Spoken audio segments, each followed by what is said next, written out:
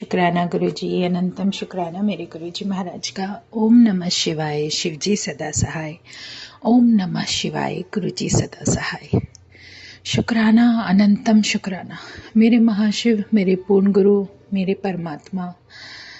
जब तुम्हारी शरण में तुमने खुद बुला लिया, अपने दर्शन करा दिए, तो इसके अलावा फिर जीवन में कुछ चाहिए ही नहीं होता, चाहे वो कोई भी रूप हो।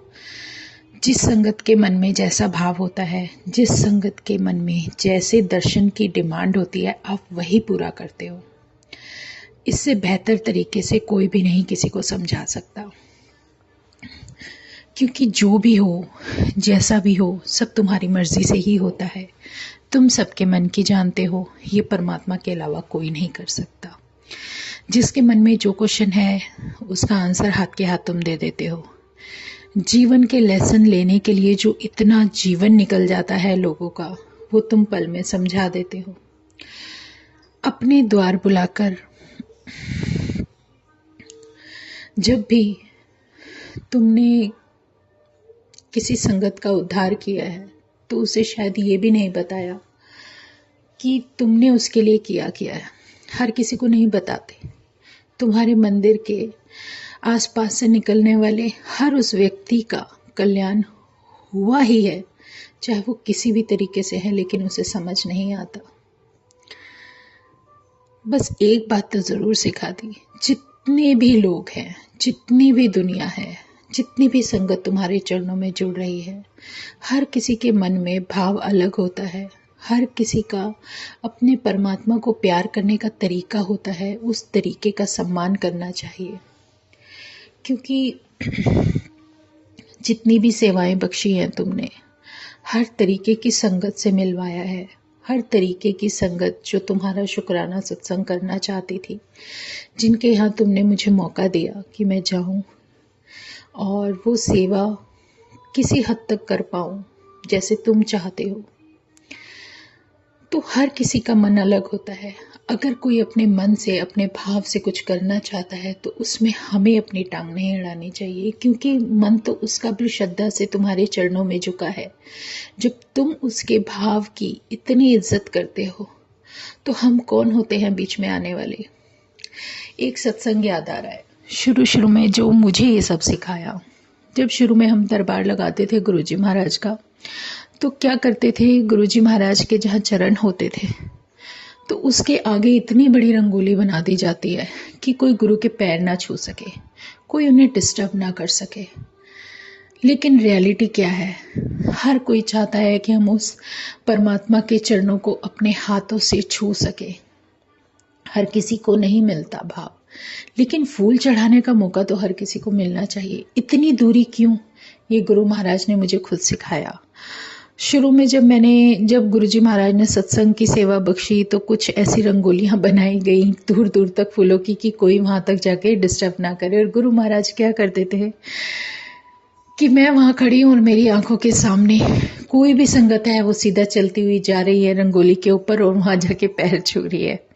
क्योंकि सत्संग चल रहा है और गुरु महाराज वहां विराजित है, तो जो कुछ होता है उनकी मर्जी से होता है। हर किसी के मन के अनुसार वो कराते हैं जो उन्हें कराना होता है। हम उन्हें समझाते रह जाते हैं, वो फिर पीछे आ जाते हैं, कान पकड़ते हैं। अच्छा, ऐसे एक बार हुआ, 2 बार हुआ सच में। उसके बाद एक छोटा सा क्यूटी सा बच्चा आता है और देखो वो शांति से बैठा था, एकदम से उठ के आता है और उस रंगोली पे चलता हुआ वहां गुरुजी के चरणों पे फूल चढ़ाता है। तो मतलब ये मन में किसने डाला, गुरु महाराज के अलावा तो कोई नहीं डाल सकता। और उनकी कृपा इतनी है कि उन्होंने ये 1, 2, 3 इतनी बार करके दिखा दिया, बता दिया कि जब मैं होता हूं तो मैं किसी को नहीं रोकता, लेकिन सब पैरों के आगे तक झुकते तो सब ही हैं। सबके मन का भाव होता है। कौन अपने गुरु का शुक्राना करने के लिए जब घर में सत्संग करते हैं, तो जो किसी भी तरीके से जो भी भाव है, वो महाराज के लिए उसके दिल में अलग ही होता है। तो अपने आप को हमें भी उस तरीके से सोचना चाहिए कि सामने वाला किस हद तक उस परमात्मा को चाहता है और उसका कनेक्शन क्या है, ये सिर्फ गुरु जानते हैं और वो खुद जानता है। किसी भी चीज में हमें अपनी कहते हैं ना कि हमें टांग अड़ाने की आदत होती है, ये इंसानी फितरत है जिसे कोई नहीं बदल सकता। तो जिस तरीके से भी गुरु महाराज सत्संग कराते हैं वो उनके तरीके से होता है, हमें अपनी नहीं चलानी चाहिए। क्योंकि ये तो पक्का है कि जब गुरु महाराज का सत्संग होता है तो गुरु जी की मर्जी के बिना ना तो प्लेलिस्ट चल सकती है, ना उसमें शब्द चल सकते हैं। जहां वो खुद विराजित होते हैं उनकी मर्जी के बिना कोई संगत तक नहीं आ सकती। कोई कहां कहां दूर दूर से आती है, कोई पास होकर भी नहीं आ पाती। तो सब उनकी मर्जी से ही होता है। अगर उनकी मर्जी से ये सब कुछ होता है तो फिर जो भक्त है, जिस भाव से वो बुला रहा है, उस भाव में उसकी हमें बहुत ज्यादा इज्जत करनी चाहिए। और अगर कहीं आपको लगता है कि भाई अब बिना बोले काम नहीं चलेगा, तो आप उसको अलग ले जाकर समझाइए। जितनी संगत होती हैं सबके बीच में कभी मत टोको। तो जो कुछ भी होता है गुरु महाराज की मर्जी से होता है। मैं यही बता रही थी कि मुझे कभी गुरु महाराज ने जैसे मेरी नया नया शौक बन गया कि किसी को देखा भाई उसने ब्लेसिंग वाली माला पहनी है, मैं ब्लेसिंग वाली माला पहन रही हूँ, और वो ब्लेसिंग वाली माला मुझसे गुरु महाराज सत्संग के बीच में ही उतरवा के किसी और को डलवा देते हैं कि नहीं तो उसको डाल दे, मतलब उसको पहना दे। ऐसा मेरे साथ बहुत बार हुआ। मैं समझ गई गुरुजी आप मुझे ये नहीं चाहते कि मैं ऐसा पहन के रखूं। और उसके बाद दूसरी बात, अगर मुझे कहीं से मिली, मैंने कहा अब मैं इसको पहन के रखूंगी, तो जिस संगत के द्वारा मुझे ब्लेसिंग दिलवानी होती है उन्हें, और गुरु महाराज नहीं चाहते कि यहां से मुझे वो आशीर्वाद मिले, तो गुरु महाराज उसको नहीं पहनने देते, एक्सेप्ट नहीं करने देते।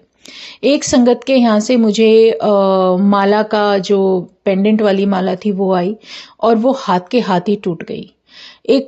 फिर मैंने ऐसे ही बाई चांस मन में आया, मैंने उन्हें बताया कि देखो आपकी दी हुई थी वो एक हाथ क्या टूट, उन्होंने दूसरी भेजी वो भी टूट गई। इवन मेरे पास वो ब्लेसिंग नहीं रही। गुरु महाराज नहीं चाहते कि जहर कहीं से तुम नहीं ले सकते, तुम्हारे कार्मिक के अनुसार जहां पर तुम्हें जरूरत है, तुम्हें अगर किसी के जीवन में मदद करने का जरिया बनाया जा रहा है, तो तुम ये सोच लो कि महाराज ने एक कर्म दिया है तुम्हें करने के लिए, वो तुम करो। तुम अपने लिए मत सोचो, जितना हो सके सबके लिए करते चले जाओ, शुक्राना करते चले जाओ। और फिर सच में मन में ये भाव आता भी है कि अगर मेरे साथ मेरा गुरु है तो उस गुरु के होने के बाद मुझे किसी चीज की जरूरत होनी ही नहीं चाहिए, क्योंकि वो मेरे साथ है। तो मुझे किसी से भी कुछ नहीं बोलना, कुछ नहीं मांगना, जो मेरे नसीब का होगा मेरे हाथ में, मेरी झोली में होगा। ये बहुत बड़ी मेहर है उस गुरु महाराज की, शुक्राना है गुरु जी का। और सच में कभी कभी गुरु महाराज भाव डालते हैं कि अगर सत्संग करा रहे हैं तो हमें करना क्या है, लेकिन जितना हो सके शोबाजी से पीछे हट जाओ, शो ऑफ मत करो, किसी को भी दिखाने के लिए कुछ नहीं करना। जो करना है अपनी अंतरात्मा से, सच्चे मन से उस गुरु के शुक्राने के लिए करना है। और जो जितना सिंपल और जितना अच्छा करोगे उतना वहां पे महाराज खुश रहते हैं। हम शुरू से देखते आ रहे हैं, जब मेरे मन में ऐसे कोई सवाल होता है ना, तो मुझे गुरु महाराज एक अपना वो दिखा देते हैं। जैसे फोन ओपन किया तो गुरु महाराज गद्दी पे बैठे हैं और किस तरीके से वो सबको प्रसाद बांट रहे हैं। तो जो उनकी गद्दी होती थी, कितना सिंपल सोफा, कुछ भी नहीं, लेकिन सिंपल और अच्छा साफ सुथरा सोफा। और वो सोफा जब रखा रहता है, उस पे जब गुरु महाराज बैठते हैं, तो क्या उसमें शोभाजी की किसी भी चीज की जरूरत है? किसी भी चीज की नहीं। हम उन्हें फूलों की माला पहना सकते हैं, हम उनके चरणों पे फूल चढ़ाएं, इससे प्यारा कुछ भी नहीं है। और जो हमारे मन से कनेक्शन परमात्मा के लिए बनता है, जो हमारे परमात्मा के लिए दिल से आवाज जो बातें निकलती हैं, वो सबसे ज्यादा जरूरी है कि हम अपने गुरु के साथ कनेक्ट हों, ना कि बाहरी सुंदरता में खो जाएं। ऐसा कुछ भी नहीं होना चाहिए। और गुरु महाराज तो खुद ही इतने विशाल प्यार का वो भंडार है, जिसको देखने के बाद हम सिर्फ उन्हीं में खोना पसंद करते हैं, ना कि बाकी बाहरी खूबसूरती में। अगर बाहरी चीजों को देखते रह गए, उन चीजों को देखते रह गए, तो गुरु से कब जुड़े? गुरु को हम कब देखेंगे? हम अपने भगवान को कब निहारेंगे? हम जब मंदिर में जाते हैं, हमारी नजर सिर्फ और सिर्फ गुरु महाराज के स्वरूप की तरफ होती है। क्यों? क्योंकि हमें सिर्फ उन्हें देखना है, उनसे बातें करनी है। और जो हमारा घर है, जहाँ हमारे महाराज खुद विराजित हैं, और जो भी वो हमें सेवा करवाते हैं या बख्शते हैं, वो सिर्फ हमारे कर्मों से हमें बचाने के लिए करते हैं। हमारे उन सब कर्मों को जो उल्टे सीधे पता नहीं इतने जन्मों से चले आ रहे हैं, उनको सीधा करने के लिए जो वो सेवा बख्श रहे हैं, वो सेवा होती है। उस परमात्मा से बात करने के बाद कभी मन में कुछ शंका रहनी ही नहीं चाहिए। एक विश्वास है। बार बार हमें ये सिखाने की कोशिश की जा रही है कि तुम विश्वास करो उस गुरु पर, जिस पूर्ण गुरु के चरणों में तुम बैठे हो। तुम्हें कभी कुछ हो ही नहीं सकता, क्योंकि वो गुरु खुद तुम्हारे साथ है। वो शक्ति, तुम क्या सोच सकते हो उस शक्ति के बारे में? वो दिव्य शक्ति खुद तुम्हारे साथ है। तो अपने मन को इतना दृढ़ कर लो, इतना संकल्प के साथ, इतना ज्यादा एक स्ट्रांगनेस के साथ अपने अंदर एक हिम्मत रखो कि वो तुम्हारे साथ है, तुम उनके चरणों में हो। दुनिया का कुछ भी हो जाए, कोई भी कुछ भी, मैं ये कहना चाह रही हूं कि जब महाराज के साथ हम होते हैं, जब पूर्ण गुरु के चरणों में होते हैं, तो किसी भी चीज से डरने की जरूरत नहीं। जो तुम्हारा मन, सच्चे मन से जो आवाज निकल रही है, जो भाव निकल रहे हैं, वो सब सही है, और वो गुरु महाराज अपने आप कराते हैं।